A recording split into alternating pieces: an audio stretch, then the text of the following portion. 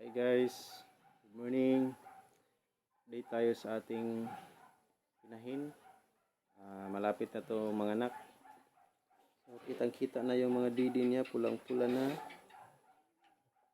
Ilang days na lang. So sa November 9 expected na mga anak na to. Si itong unang inahin natin. So ngayon is 27. So malapit na talaga. Okay, so sana biyayaan tayo ng maraming mga anak ng mga pigi. So keep updated na lang guys.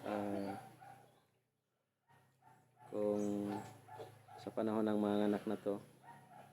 Okay, so huwag kalimutan mag-follow o mag-subscribe ng ating YouTube channel for more updates. Maraming salamat.